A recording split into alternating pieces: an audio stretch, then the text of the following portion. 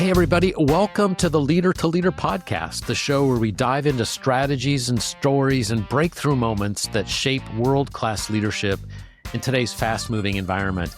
I'm your host, Tom Athenour, and this episode is brought to you by the StarQuest Group.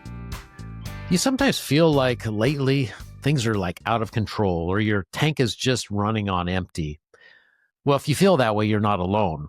Burnout is hitting leaders harder than ever. And the cost isn't just a rough day, it can actually derail you for months. That's why I'm excited to introduce you to Mitch Harrison. Mitch is an organizational leader, executive coach, and author of a recently published book called Running on Full, A Plan to Beat Burnout and Replenish Your Inner Tank. In this episode, Mitch shares practical, proven strategies to beat burnout before it actually beats you. We talk about why so many leaders are running on empty, what replenishment looks like, and what are the rhythms that you can build into your day-to-day practices to restore energy and resilience. Mitch has coached hundreds of executives nationwide, spoken to thousands as an award-winning Vistage worldwide speaker, and now he's sharing his playbook with all of us.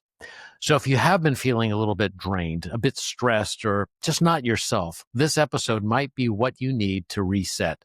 So let's tune in, recharge, and let's get after this. Welcome, Mitch. So glad to have you on the L2L podcast. Welcome. Thanks, Tom. I am excited about continuing the conversation that you and I have been having over the last little while. Oh my gosh, yeah. I bumped into you at a leadership conference, and for some reason we just connected, and so it's just awesome that you said yes to the invitation to join us. Yeah. Well, thanks for having me on this morning. Yeah. So you just have a new book that's out September 1, right? Called Running on Full. And you sent this out to me and I just devoured this weekend. So it is fresh on my mind. And so what perfect timing, because I think the topic of burnout is real. I think it's out there. And a lot of my executive clients and leaders and organizations are feeling it, and it's showing up in strange ways. And so that's what we're going to be talking about, is how do you mitigate that and combat that very intentionally through some planning and tools that you've created. So that's what we're going to be talking about today. But before we do that, share a little bit about your story, set some context. Sure. For me, the burnout issue is a genuine one. People ask me all the time, how do you get to be an expert in burnout?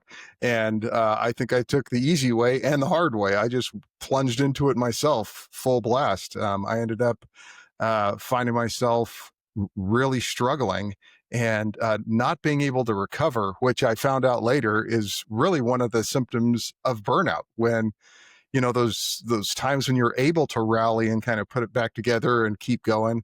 I really found myself not being able to do that anymore and needing some help. And so reached for some help from a great counselor and some friends, and frankly, from just some time off for some self-reflection, and found my way back out of it, but found my way needing to learn a lot more about what keeps you from burning out, what keeps you healthy, and keeps you from avoiding that old cycle that I had been in for so long. And out of that emerged a tool that seemed to be helpful to me. And then as I shared it with other people, seemed to be helpful to them. And that has turned into now a practice of helping others with that same tool. Yeah. So how did you know you were on the tank was empty? How did you know you were on that burnout scale? Yeah. Well, it's kind of what you'd think. You get that brain fog that starts to set in and then it won't go away. For me, I noticed a lot of self-doubt that would come that I would normally be able to kind of shoo away after a while. That wouldn't go away anymore. The fatigue, both that I felt both physically, but I felt it oddly, I felt it internally, like I'd never felt it before. I'd heard people talk about emotional fatigue, but I felt this numbness start to set in. I was just down all the time, and there was just no energy to rally anymore.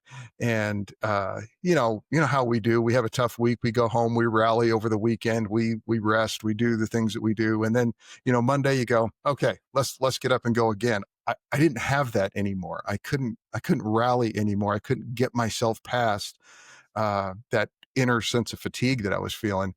And it was that really began to become alarming to me, that there was no rally in sight. And I started thinking, I don't know how long I can keep going at this. And, when I say I don't know how long I can keep going, it wasn't, I don't know how long I can keep doing this job. Do I need to change roles or something? It was more like, I don't know if I can keep going.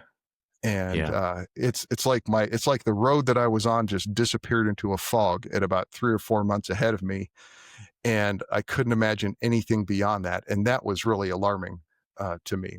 And so that's the time I began reaching out for some help. Were there other people around you that gave you clues and saying, hey, you know what, you need to do something, or was it really internally driven, or was it a single event or anything that really Yeah. got your attention? No, I think it was more internal for me, just an awareness that grew internally. And then as I talked to other people and explained what I was experiencing, then those other people were able to say, hey, that's something that you need to do something about. That's not anything to mess with. Yeah. And at the time you were pastoring a church in Las Vegas. Is that where you're out of? Yeah, I was actually the executive pastor there, which in the business world is a little bit like the COO. You're Yeah. in charge of operations. You keep the organizational machinery going. My particular role was overseeing all of our personnel, which at the time was somewhere close to 100 people if you counted up everybody that was working for us, and overseeing the budget and making sure that was all happening. And then part of my responsibility was the personnel issues that would come up, and those seem to be relatively draining for most people when personnel issues roll up. But those were the kind of roles that I was dealing with, as well as speaking every once in a while there, and helping with leadership decisions for the whole organization. And so yeah, the the organizational pressure, it felt like, is one of those that just would not go away, and that's part of the job. I knew that's the job that I signed up for, and in most seasons that was great. In most seasons that was fun and engaging, and I loved the kind of significant work we were doing. When the fatigue set in and wouldn't go away, then it became a pretty heavy load to carry. Yeah. I mean, I can't imagine managing church organizations and those systems and all of the demands on that. And so yeah, I could definitely see that. So you stepped back from it, and then from that, what evolved? Was it the creation? I've got to figure this thing out. I know you went to a counselor. I read that in your book, Yeah. and he gave you some insights and perspectives and helped you get through that. From that, did you create the framework and then you built the tools? Because I want to make sure that we have time to go through those tools or the different areas of Sure. exploration. So Yeah. Well, the thing that emerged from that counseling, and it was a week-long intensive. So I went down to Florida where this friend had this practice, and we spent the better part of a week together. Sessions in the morning, some sessions in the afternoon, some time on my own. But it was one of the things that he said to me out of that really stuck with me during that time, and it was that I needed to think about matching the kind of stress that I was experiencing, the kind of demands that were on me, with a plan of replenishment that matched those demands. I had never even considered something like that. And when he said that, he also said, it's something you're going to need to invest in. You're going to need to invest some time, and you're going to need to probably invest some money in that, because the kind of demands that are on you are different than the kind of demands that have ever been on you. You've never experienced this level of demand. And so you've got to match it with a level of replenishment.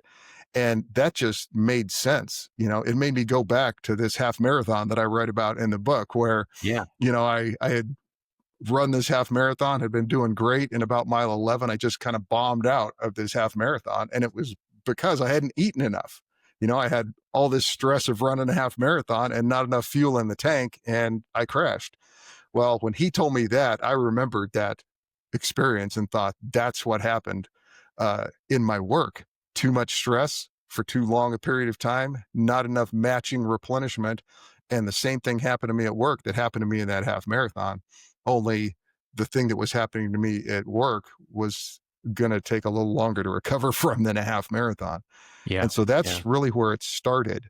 But I got to be honest, when I came back from that week of counseling and I began to understand that that principle of stress and replenishment have to match and have to equal, um, of course, I didn't start feeling better right away because I still needed to recover and I still needed to apply that. And it was in the application of that afterwards, and then the recognition of some rhythms that needed to go with that, some particular things that I needed, and it turns out we all seem to need. Um, it was in the practice of those over time that I began to find personal recovery, and then begin to find a plan that I could share with other people and a framework that was going to help other people to actually deal with their recovery as well. Yeah, fascinating. And we're going to get to that framework in just a moment. One of the things that I'm interested in is, you cite in your book a lot of statistics, and we know our group within StarQuest are very up to speed on some of the stats and all that. But what are you seeing out there just anecdotally, in addition to the statistics around the level of burnout going on and the stress levels? Because they're going up, from what we've been seeing. Sure, exactly. And that's a really interesting phenomena. I have one statistic that I use in my workshop, where Deloitte Analytics went out and reached into the American workplace, United States and Canada, and was asking people, what are the experiences you're having with exhaustion, with loneliness, with depression, with anxiety, those kinds of things. And, the results were pretty alarming where you think about, you know, 1 in 4, in some places 30-40% of executives and just everyday employees were showing up with elevated levels of anxiety, elevated levels of exhaustion, of isolation, of depression. And that was alarming as I read those statistics. But then Deloitte came back and did that same survey again 3 or 4 years later, after the pandemic had kind of passed, and they did it, in the past year and a half or so, and found all of those numbers had gone up in 2 or 3 categories, not down. So something has happened since that shutdown of the pandemic that has caused even greater levels of anxiety. And they cited all kinds of things like inflation and how that pressurizes, everyday working people's, budgets, and they're having to go do second jobs to make ends meet. Um, but then they cited other things too. But what has been alarming to me is how those kinds of numbers have continued to rise and how engagement has continued to decrease. Gallup reporting that employee engagement is trending back down again after it had trended up a little bit after the pandemic. Yeah, it did. It did trend upwards. Yeah. So it's out there and we see it a lot. We're seeing a lot of it going Yeah. on. And so, for our listeners out there, a lot of them don't have that ability to go to a week off. That was part of your story, but there are some very practical things that you have learned and put into practice. Mhm. You're not just writing them around. You're practicing Yeah. from based upon our conversations in the book. What can people do? Where do you start? I mean, if you're feeling this burnout and you're tired and disengaged, and man, there's a lot of stuff going on out there in the world right now. I mean, what do you do? I mean, kind of what would you suggest? Yeah. Well, I think the first thing that I would suggest, and it really is maybe one of the most difficult things, and that is you have to pause. You have to slow down enough to be able to apply some self-awareness, to look at yourself and start asking the questions, A, how am I actually doing? And be honest with yourself, because what we want to do again is rally and keep going. But we really have to pause and ask ourselves, how am I actually doing? And uh, and be honest with ourselves about that. And then start applying some self-reflection to, what do I actually need right now? What is it that is actually going to help me? Not the quick fix, not the, well, it'll help me rally and make me feel better for a couple of days. But what are the things that I actually need to begin applying on a regular basis that are actually going to help me? And this was a process I leaned into that led to the framework. Was I really had to stop for a minute and say, what I have been doing has not been working. the things that I've been leaning into or the things that I haven't been leaning into, the patterns that I have established are not working. And so I need to find some things that do work, and specifically things that work for me. People would give you all kinds of advice about them and what works for them. We need to find the things that work for us. And to be, again, that's where self-awareness comes in. But I'll just warn everybody, and I found this out myself, to be self-aware, you have to slow down. Nobody is self-aware going 100 miles an hour. And that is the one thing that in our culture, especially in our workplaces, that we feel like is the thing to be avoided is slow. I mean, speed is everything. And that might be actually what's causing the burnout in the first place. Yeah. So taking the time to pause, to slow down, to look at ourselves, that's where I think it begins. And then doing the kind of reflection, again, that this framework that we're going to talk about helps you to do, to begin to put things in place all the time that are going to actually help you. Yeah. Yeah. I think we do have an addiction to that busyness. I think you're absolutely right on. And it's applauded. It's like, it's acknowledged that you're so busy. And I think that that's a really good point. You need to slow it down and structurally slow it down to be able to stop. Yeah. Yeah. So, so this framework, let's talk a little bit about that. Kind of, one of the things that I did when I first met you, I thought, oh, it's kind of like the five things, the five pillars, the five boxes, the whatever it is. But what you really do in this book, which is you really go into sort of the adaptive sides of things. It's not just about pulling out a worksheet. It's like you differentiate between the technical and the adaptive change. In here around technical is filling out a worksheet. Adaptive is, hey, you got to get serious about this and really take a look at what's going on. And that's why going on the inside, the inner game. And so that's why I really liked the framework. So unpack that for us. Sure. Yeah. The adaptive things that you talk about have to happen before we reach for a tool.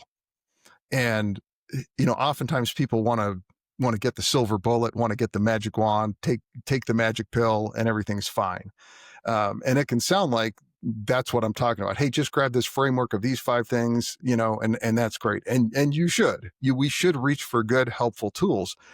But before we start reaching for those tools, we got to look inside ourselves and ask, what are the things that are in me that are driving me past my limits? Like, what is it that's causing me to make the decisions that I'm making that are causing me to be burned out in the first place, that are causing me to do things that are not good for me? I just think it's a real curiosity, Tom, that this quality that we have as human beings to do things that are not in our own best interests. I thought I was more selfish than that.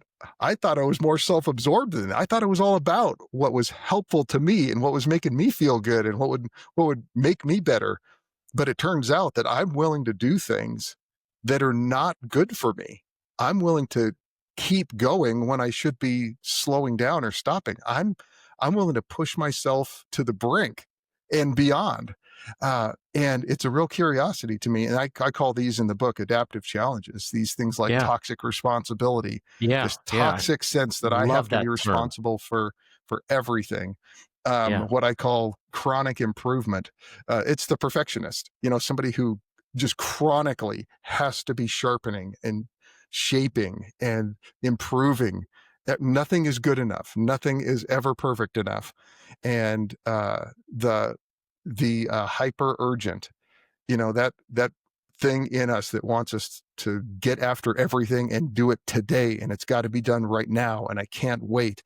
I mean, those are the kind of qualities that we first have to start looking into ourselves to identify and say, I might need to think about what is driving me before I reach for a tool that I'm going to totally ignore later if I don't think about what's driving me. Because if we think a tool is going to save us, you have to use that tool. And these challenges, these thoughts in our head that drive us beyond our limits are the things that talk us out of using tools like this, that tell us we don't need them, that tell us we don't need to do this stuff, that I'm fine and I'm feeling great. And why should I do this stuff now? And so we got to start there. And then we start reaching for a tool like this. And so to get into the framework, Before we do that, yeah, sure. I want to just pause for a moment on this inner stuff that you're talking about, because what I'm hearing from you is that, and my wife just this morning when I went to work out, she goes, I was in that cycling wreck last week. I'm okay, but I didn't. But I'm sore. And I got a bruised rib and all this, and I'm not going to go to the gym and grind it out. You know, she goes, you just push. What's driving that? So one of the things you mentioned in the book is this sense of fear of something that oftentimes pervades a lot of that inner game, that inner work. Yeah. Talk a little bit about that, because I thought that really struck me as worthy of kind of exploring a little bit. Sure. In these things that I call adaptive challenges, what is really behind them is our best qualities, our most noble qualities, qualities like responsibility, qualities like the ability to make improvements and to want things to be better, qualities like our ability to achieve, to accomplish, to climb the next mountain.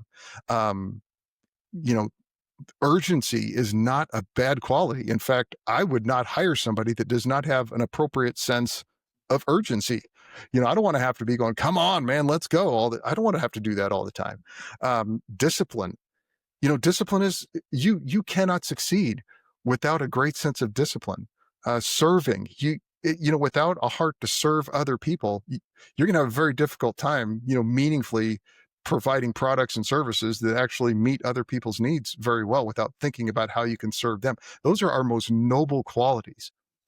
But it's when we take our most noble qualities and let them get infected with fear, particularly the fear of failure, that they turn into toxic and chronic and compulsive and hyper kinds of qualities: toxic responsibility, compulsive achievement. And it's that fear of failure that is what's driving us. It's what's really behind all of those adaptive challenges. And I say in the book, a little bit of fear is good. I don't want anybody who doesn't have a little bit of fear to be driving me across town in Las Vegas. I want them to have an appropriate level of fear. But fear is like a fire, well contained, well managed. It actually can help us produce things in the right way. But you let that fear get a little bit out of control, and pretty soon everything becomes its fuel, and it just burns your house down. And it's what drives us past those things, because we tell ourselves the story: if I don't, whatever, then it won't. The important things won't happen, and it's going to be my fault. So I better get on it. I better do it. I better stay on top of it. And that's the behavior that drives us past our limits, past the things that we should be doing to take care of ourselves, and right into burnout. Yeah. And a lot of our listeners have gone through some of the leadership work that we do with the leadership circle, where those reactive tendencies down at the bottom, Sure, below the line, we talk about it. And on the left-hand side is really about that. I would say that it's over responsibility. It's over accommodating. It's overly being, wanting to belong, and that it's that fear of not being accepted or not being worthy. And then on the other side, it's perfectionism, ambition, all this. What drives the overextension of those really good qualities, to your point, is the fear of not being seen as getting enough stuff done, or my whole identity is anchored into overproducing, and so I have to keep that going. I think that's what you're talking about, is that overextension. Yes. Yeah, absolutely. And the damaging thing about it too is that these are the kinds of things we're actually affirmed and acknowledged for. We get praised for these kinds of things. We get rewarded for these kinds of things. In the short term, they turn into more productivity. In the short term, they turn into greater accomplishment towards the goals that we all want to achieve. The problem is, in the long term, they don't serve you well at all, and they become addictive. And then you get caught in a cycle it's hard to break out of. Yeah, this is so perfect timing for me. I mean, okay, I'm totally. So why I drove this book, and I really read it. I just didn't read the Cliff Notes. I read it this weekend. So let's get into the framework, because I think there's elements of what you're Sure. talking about working the inner game in the actual framework. So Yes. So this let's go there. framework and where it came from, really are 5 things that we naturally and normally reach for when we're tired. We have all already done these things, and that's where I discovered them. Was after the season of burnout, after I started doing things for myself, I would have people come and ask me, "Hey, how did you do that? How did you recover? How did you get out of all this?" And so I would kind of, a little self-reflection. I would tell them, "Hey, you need to get some rest and understand what that is for you, what feels restful to you. You need to unpack your emotional baggage." I call that release in the book. You need to take some time and release those emotionally heavy things that you're carrying and set them down appropriately. We all know the emotional strain of leadership, the emotional toil that takes on us, the heavy things that we get handed that make us sad and disappointed in others, that make us angry when things don't go the way we wanted them to go, that make us afraid and anxious that things aren't going to go the way we hope they would go. And so we carry around this load of heavy emotional things. We got to set those things down. Well, again, I was starting to reach for those things myself to go, man, I have got to unpack this stuff so that I'm not just carrying around some baggage with me. Purpose. We need to have our sense of purpose rekindled. We lose our sense of purpose. We lose our sense of personal mission or calling, if you will. And all of a sudden, everything is heavier. There's no motivation for anything. We stand in a room with our hands on our hips, or when the meeting just ended and you're thinking things like, why am I even doing this? That's our calling, our mission, our purpose leaking. Turns out purpose is fuel to us. And I started realizing I needed some fuel. I call that receive, that we need to receive inspiration around our personal sense of purpose, something that re-inspires us and re-stokes the fire of our personal why. And then the last 2 were easy: recreation, having some fun, and relationships. Being with those people that we just dearly love and spending some time with those people that just naturally through the relationship just refuel our inner tank. So rest, release, which is, again, setting aside our heavy emotions, receiving inspiration around our purpose, recreation, having some fun, and then relationships with people. Again, those are not rocket science. Those are not revolutionary to anybody. They are just what we normally and naturally reach for anyway. I just took them, put them all on one piece of paper and started building a plan around those, and found that those are the things that I need to keep my tank full and to stay healthy. Out of those 5 areas that you've noted, which ones have you seen that are the biggest struggle for people out there? Are there ones that rise to the top? They really depend on who you are.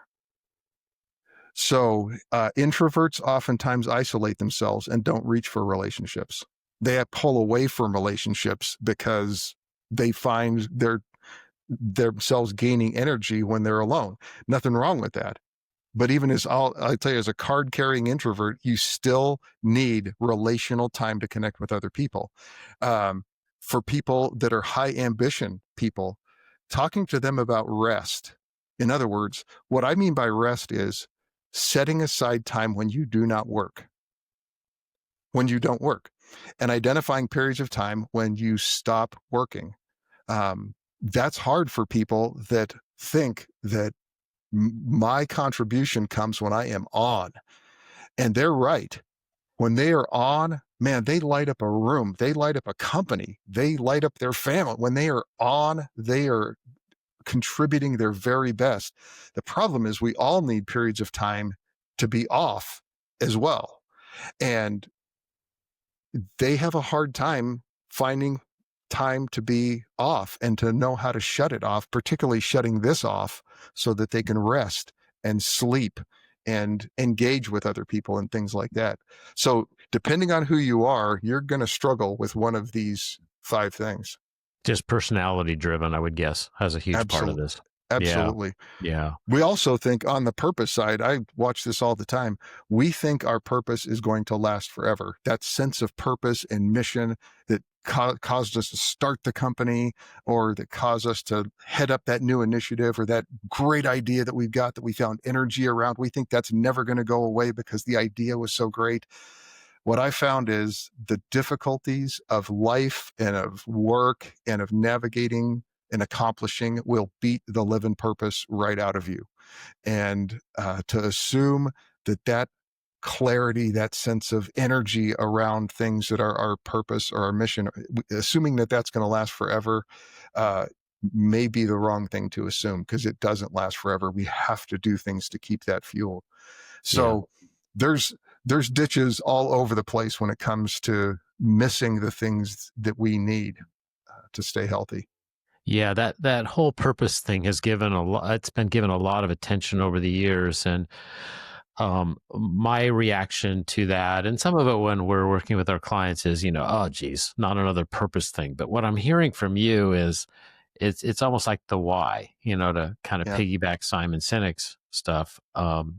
To why are you doing what you're doing? And you call it true north. Keeping your eye on the ball. I like that terminology. I think that works for me. And so I get it. It's basically the same thing, but it has kind of mission, purpose, all of that. But being clear on why you're doing what you're doing. Yeah. The purpose thing, it's not just finding your purpose, it's maintaining it as well, maintaining the focus and the clarity of what that purpose is, and doing that in the midst of really challenging circumstances. When the wind starts blowing, when the headwinds come, when the water starts rising, what we descend backwards to is survival. Let's get through today. Let's just solve this problem. Let's get through this week. That's where purpose gets lost and fuzzy.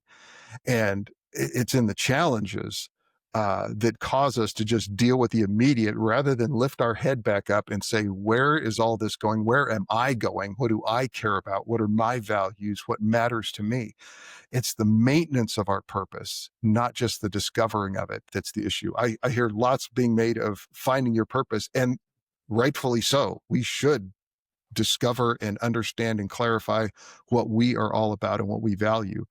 But it's the maintenance side of that we think we'll never need. And that might be a mistake, to assume that we don't need the maintenance of our purpose as well. Yeah. So you talk a lot about this. There's a quote that you cite in there from James Clear, who wrote Atomic Habits. And I jotted it down here. We don't rise to the level of our goals. We sink to the level of our systems. I 100%, I thought that was a profound quote, and I agree with it. Talk a little bit more about that. Sure. And we know that's true in so many directions. Everybody has the goal of being thin and healthy and vibrant and all those good things. We all have that as a goal. Nobody gets up in the morning and says, I think what I'm going to do, I'm going to see how grumpy and irritated and impatient I'm going to be. Nobody does that. Everybody has the goal of wanting to show up with their best qualities out front.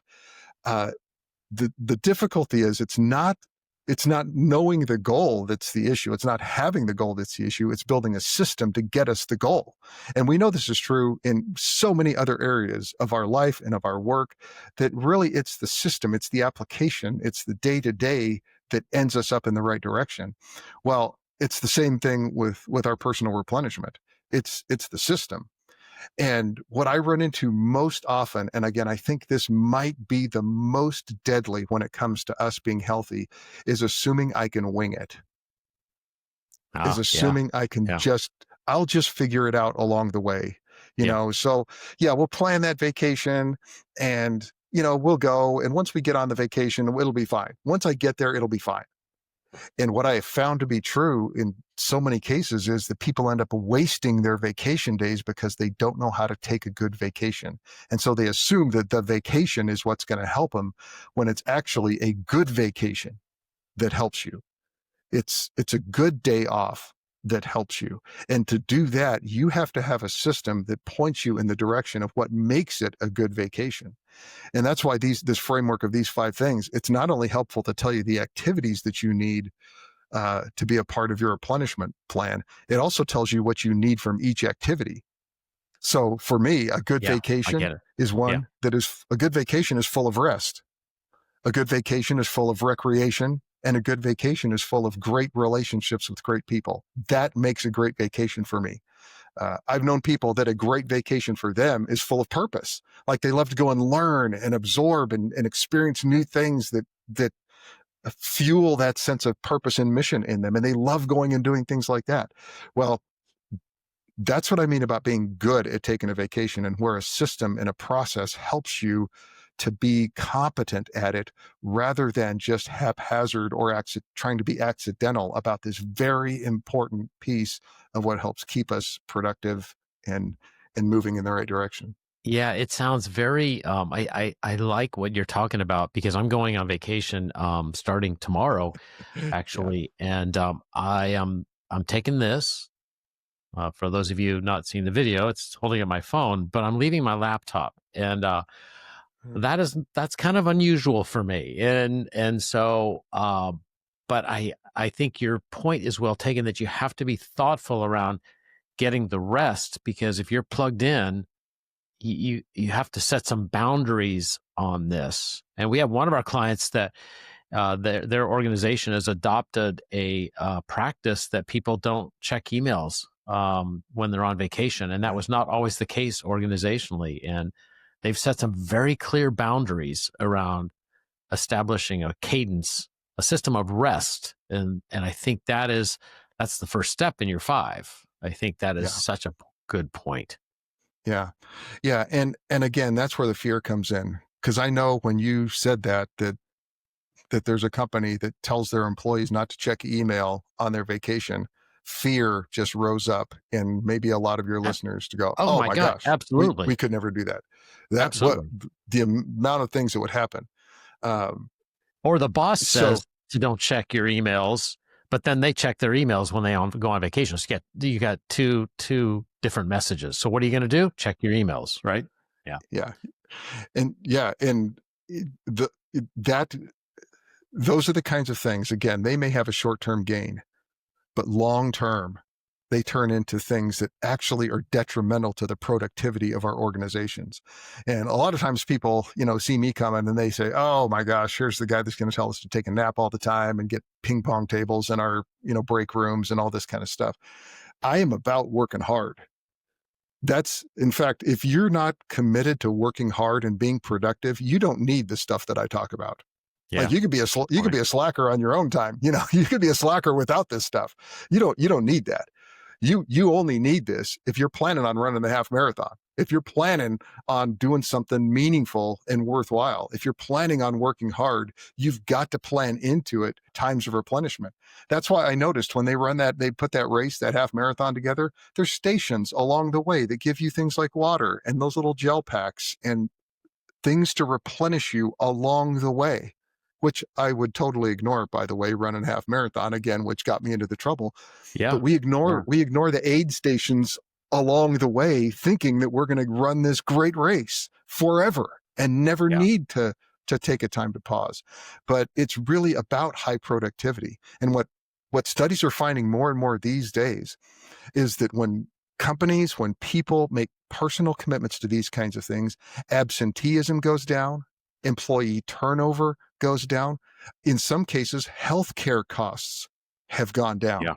Yeah. Tardyism has gone down. Productivity has been increased because of investment made in people's health. And again, I don't think you have to turn your company into a spa. You don't need to turn your company into a counseling center for your people. That's not your job.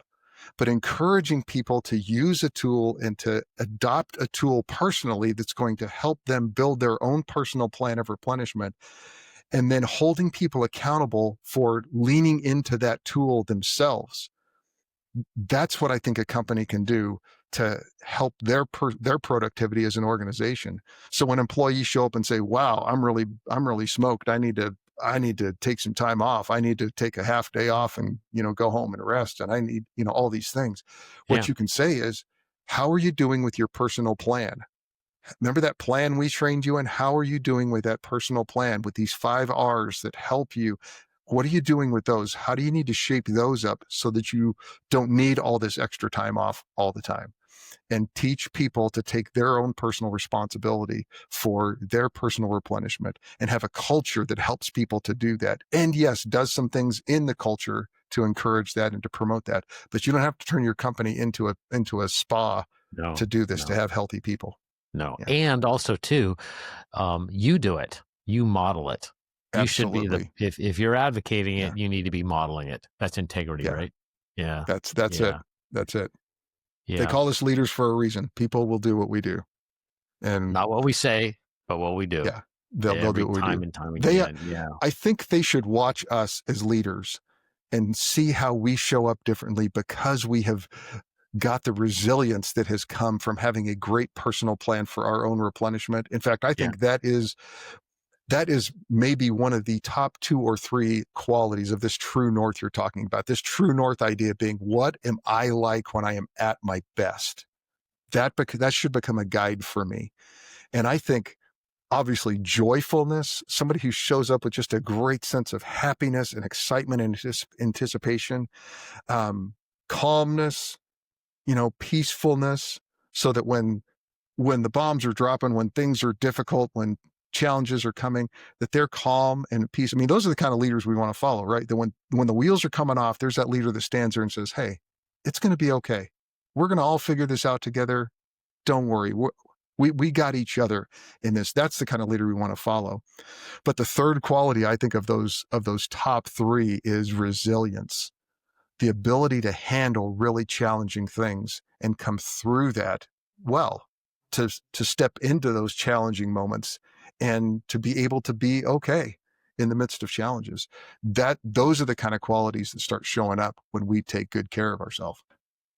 yeah. And I think along the lines of that, we willpower. There's been all that research on willpower is a finite. It's finite, Yeah.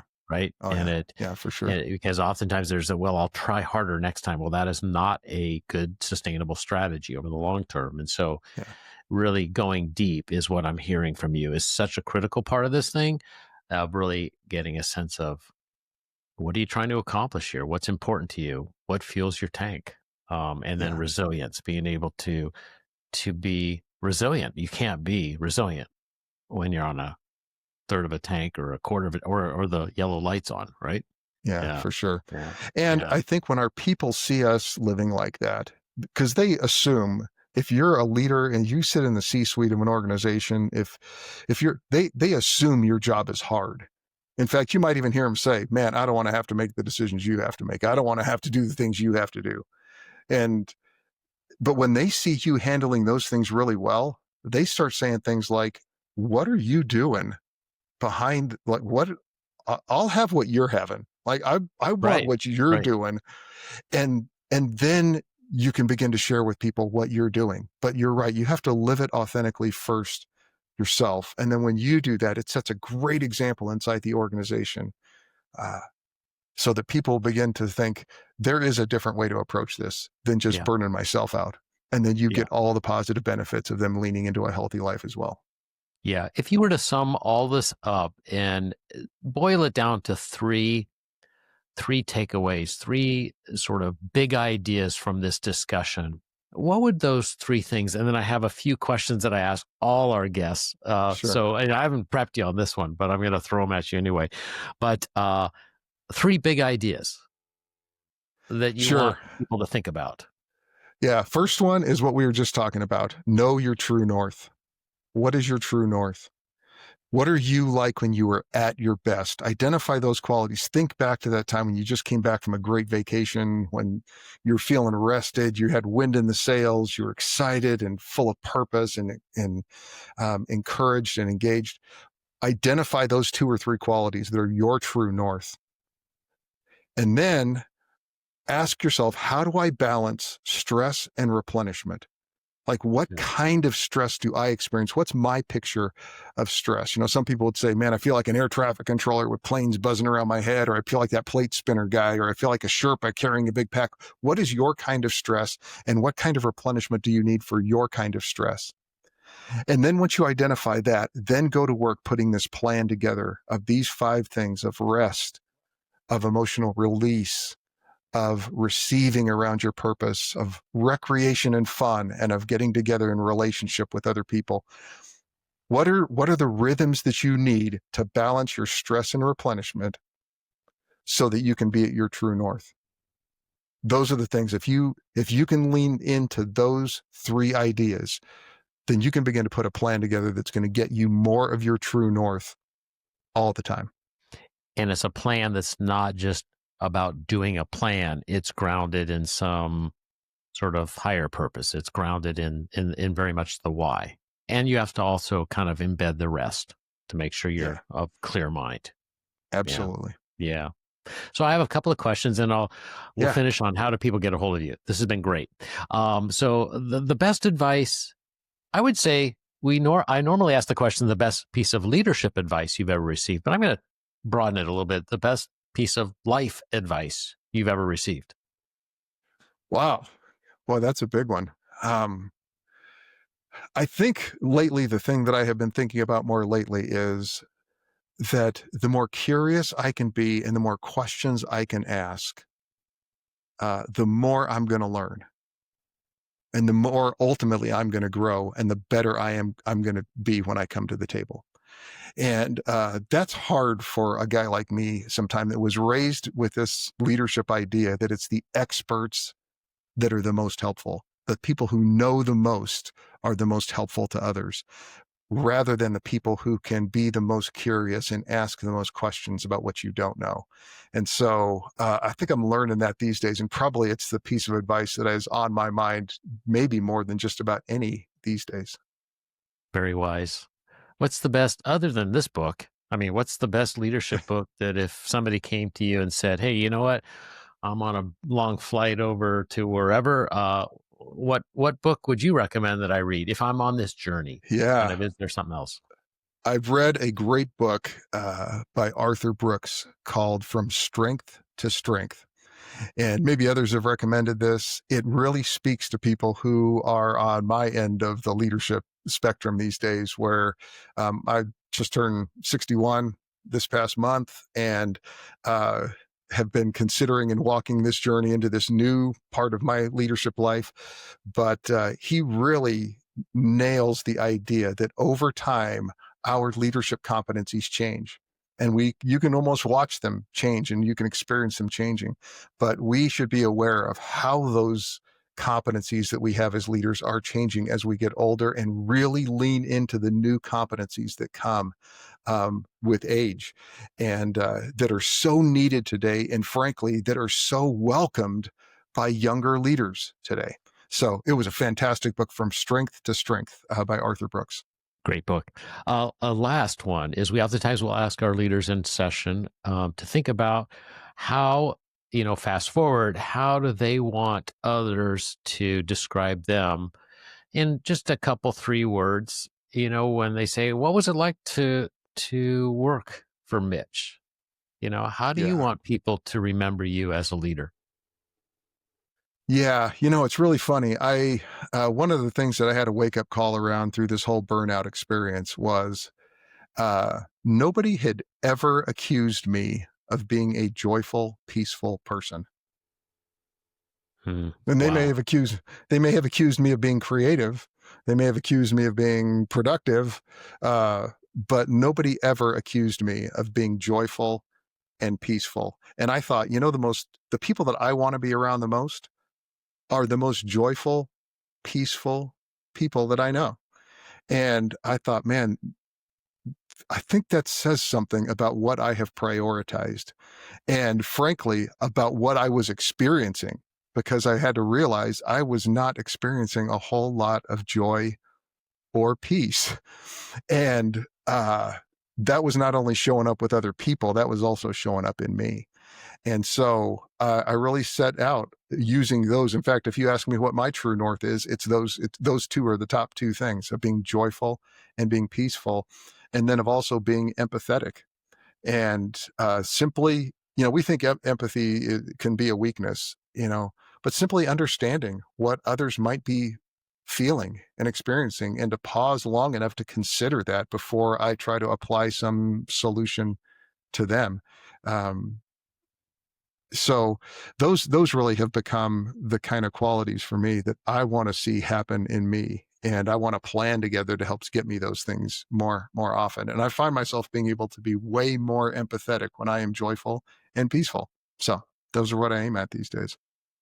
Mitch, this has been great. Perfect timing. I don't think we could have picked a better time to be talking about this topic with all that's going on out there and what our listeners are dealing with on a continuum. It's like some people are really in kind of that burnout space and looking for some ideas, and others, I think it's about staying on top of it, training well, and kind of putting some practices. So it applies to all of us out there. So thank you for your time. It's been a pleasure. How do people get a hold of you? We'll put some things in the show notes, but how do people get a hold of you? Yeah, the best way is just through my website, refillcoaching.com. And refill coaching really has become the main part of my work. The core of what I do is to help people find replenishing, refilling practices for them. So Mitch at Refill Coaching is my email address. Refill Coaching can find resources and a way to set up some time with me to talk and to see maybe how we could work together, or maybe I could be supportive or helpful to you in your journey. Beautiful. Thank you so much. And your book is called Running on Fuel, A Plan to Beat Burnout and Replenish Your Inner Tank. Thank you, Mitch. It's been a pleasure. All right. That is a wrap for this episode. Some of my big takeaways that I got from our discussion was he talked about the 3 critical truths. Number 1, less means less. We tend to forget that sometimes. He talked about early warning signs and being aware of those warning signs and staying on top of that when you're starting to feel burned out, and really to be able to step back and kind of address that sooner rather than later. And he also talked about the importance of having that true north. What are we trying to move towards? And in our leadership world, if you've gone through our programs, and we talk about that creative above the line, I really like the simplicity of his 5 R's. He talked about rest, take periods of time to stop working, create some boundaries, turn off the phone. He talked about release, setting down some of the emotional weight that we're carrying. Easier said than done, right? He talked about receiving, kind of finding some inspiration and for our purpose and our contributions. He talked about recreating or developing rhythms of life-giving enjoyment and fun. We tend to be focused in on just kind of the seriousness, and we got to be really intentional about building in some of those life-giving, energetic type activities and rhythms. And lastly, he talked about relating and connecting with people, the people that actually fill our souls. And I thought those 5 R's seem very simple on the front end, but actually they can be very challenging and require some effort on all of our parts to actually implement. For a summary of some of these key takeaways, check out the show notes. We've listed several resources, including contact information for Mitch. If you've enjoyed today's podcast, we ask that you follow us on your favorite podcast platform. And if you're up to it, leave us a rating, because it does help others find this particular podcast show. Until next time, take time to reflect, do an assessment, evaluate your life, kind of step back. Mitch's rhythms do work. And so take the time to think through and evaluate which one is off, and then make some effort to actually build that up. Trust me, I know this stuff is hard, but it also works. So take care of yourself, and we'll see you next time. Thanks for listening.